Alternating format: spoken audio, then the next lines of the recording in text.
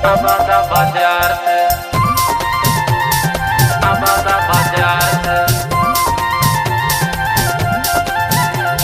लाते बोझू मकावा छौरी आबादा बाजार से।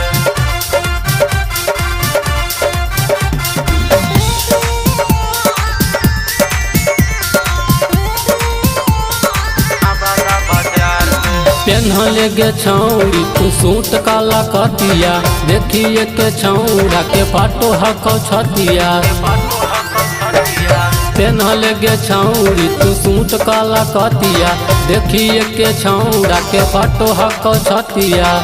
सोलहो सिंगार कके चले झमकाए के, लादे झुमकवा छौरी आबादा बाजार से, लादे झुमकवा छौरी खुसरूपुर बाजार से।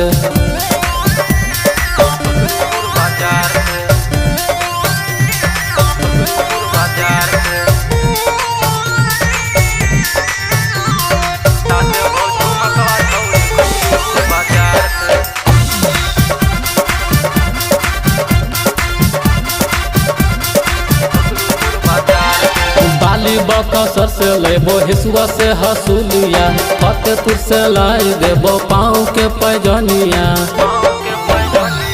बाली बकसर से लेबो हिसुआ से हसूलिया, फतेहपुर से लाई देबो पाँव के पैजनिया। हरावा गढ़ा देबो छौरी सोनार से, ला देबो झुमकवा छौरी आबादा बाजार से, ला देबो झुमकवा छौरी अकबरपुर बाजार से। अकबरपुर बाजार से, अकबरपुर बाजार से देबो झुमकवा छौरी अकबरपुर बाजार से।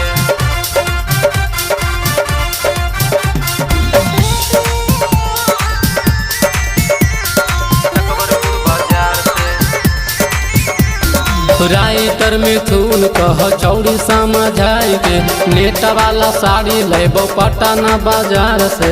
पटना बाजार से राइटर मिथुन कह छौरी समझाई के, नेट वाला साड़ी लेबो पटना बाजार से।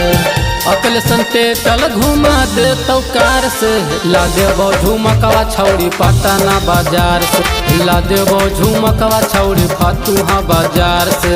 पेन्हले गे छौरी तू सूट काला कतिया, देखिए के छौरा के फटो हको छतिया। सोलहो सिंगार कके चले झमकाए के, ला देबो झुमकवा छौरी आबादा बाजार से, ला देबो झुमकवा छौरी खुसरूपुर बाजार से।